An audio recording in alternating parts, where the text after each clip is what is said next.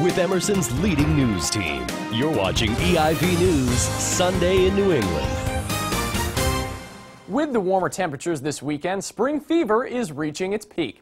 Soon schools will let out and families will seek summer fun. As many as 30,000 are expected to find that fun in one New England location on Cape Cod.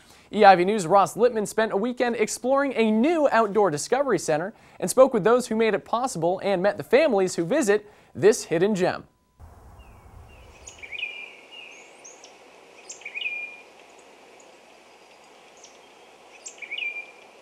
It's a warm spring morning in Sandwich, Massachusetts, and with the turn from March to April, Heritage Museum and Gardens opens its doors for their 40th season. However, this season is unlike any other. The museum, which has a focus on connecting families with history, arts, and horticulture, has its newest exhibit opening for its first full season. Nestled in the center of the museum and gardens, you can find Hidden Hollow. It's one of only 2 Nature Explorers classrooms in New England. Its mission is simple. Hidden Hollow provides meaningful experiences for all ages, promoting appreciation of the natural world through exploration, discovery, and free choice learning. And in the early hours of every morning, you can find Heritage's environmental education specialist and director of Hidden Hollow, Toby Eugenio, preparing for the day's events. Toby was kind enough to bring EIV along for a look inside everyday life in the Hollow. Ultimately, when you walk into Hidden Hollow, we have a long discovery trail, is what we call it, and along that trail we have discovery boxes, which ultimately every week we change our theme, and then we come down into the overlook, which gives you that sneak peek. Once you're in the space, it's designed to be one from every spot you can view your children. It's safe, you can see them anywhere you look, and ultimately every space is its own little world. So we have a water area, which is one of the favorite spaces of Hidden Hollow, and then we have a create area, which is opportunities to connect to nature through art, and then you scoot through to the fairy ring mushroom seats. The fort building itself is meant to manipulate materials, messy materials and whatnot.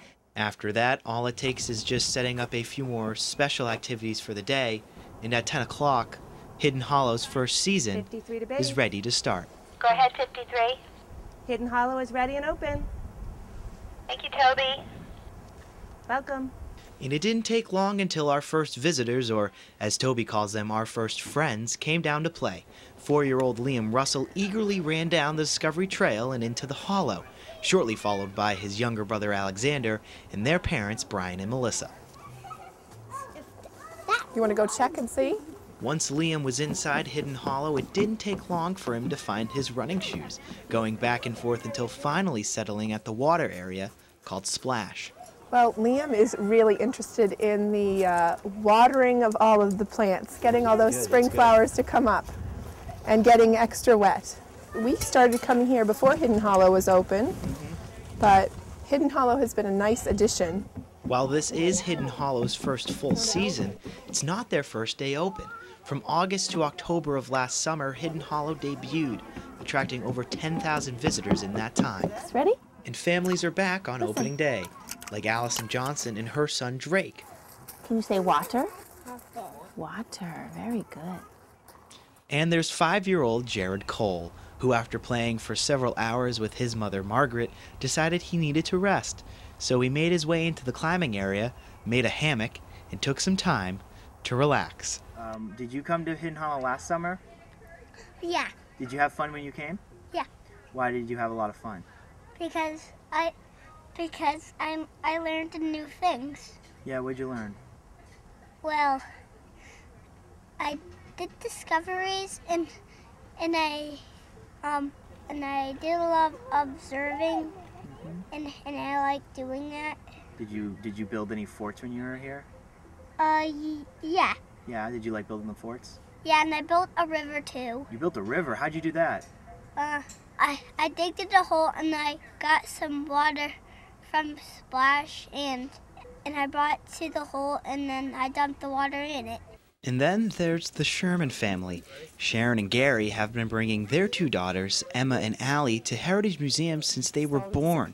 We had a chance to sit down with the Shermans as they told us how the addition of Hidden Hollow has been such a benefit to them in their springs and summers. In the 2 months that we were able to come to Hidden Hollow last year, it was an amazing time for us as a family and also for our girls, because they were able to have a place to go where they could be independent and find their own things that excited them and play, but touch base with us. And it was a great place for Gary and I to be able to relax and enjoy just talking to each other while the kids could play. It hits on all of those areas in such a way that they don't even know that they're learning. That's the best part. And the way that Toby can come in and see that Allie's interested in something, she takes that moment to teach Allie something and about worms or bees or whatever that week's theme is, and it's wonderful. Allie doesn't even know that she's learning. As the day was winding down, families started to leave, and at 5 p.m., Heritage Museum was closed. At the end of the day, we sat down with Toby to see not only what Hidden Hollow means to Heritage, but to her as well. People are really invested in making a difference, and when you look statistically at the needs of a community, children aren't getting outside. They're not spending, we were looking at staggering statistics like the average child spends 4 to 6 hours in front of a screen and 4 minutes outside a day in unstructured time. That's a huge, huge number. Now you've seen over 10,000 visitors in just the first 3 months you were able to be open, and that was August, September, and October. So you're even getting into some colder weather. So what do you expect for this summer? What do you see ahead of this summer for everybody at Hidden Hollow? I think the potential is pretty endless and pretty exciting. I wouldn't be surprised if we saw as many as 30,000 friends, which is super amazing. What's neat about, if you go back to talking about our friend Jared, 3 hours in the space is an average. People come in, they stay, they go ride the carousel, they come back down in Hidden Hollow. Every day is different, and every day offers them a new opportunity. Reporting from Sandwich, Massachusetts, I'm Ross Lippman, EIV News Sunday in New England. Hidden Hollow has been open for 3 weeks this season and has already received over 1,200 visitors in that time. Toby Eugenio and the Hidden Hollow staff are excited for their full schedule, which opens after Memorial Day. Heritage Museums and Hidden Hollow will be open 7 days a week. For more information, visit heritagemuseumsandgardens.org. Ross Lippman joins us now, and you've got an interesting story with how you came to find this piece. What are you going to tell me about that? Well, I actually discovered Hidden Hollow because I work at Hidden Hollow in the summers, and I got to be honest, when I started working there last summer when they opened, I was a part of the opening day team, and I just thought it was going to be a job in the summer to give me some cash, so when I came back to school I'd have some money to go buy, but it turned into this incredible passion of mine, and I truly believe that some of the best work that a journalist can do is when they combine their passions together, and I think I really had the opportunity to do something very special with this story, and I gotta say, it was an absolute pleasure to go back down to Hidden Hollow and go back and visit Toby and the rest of the team before I go back for the summer to work there again and do this story and work with some of the best families that I know. It was a fantastic experience. And in working with those families, you're working with a lot of young children that are at key points of development physically and cognitively. What can you tell me about that and seeing that progression through how you're working with them? I gotta admit, it's such an amazing feeling to be able to see over the span of several months a child develop in terms of cognitive development and spatial recognition and their ability to just work with tools. My mom's been a preschool teacher my entire life, and she always said to me, it's such an amazing thing to see a child develop and learn, and just these very small things that you would never notice, but they're so important. And I'm seeing that with a lot of the children that I've worked with. You see it with a lot of the families in the story, and it's going to be amazing to go back in another 4 months. The possibilities are really endless. Man, we wish you a great summer. Thanks for a great Not story, a problem. Ross.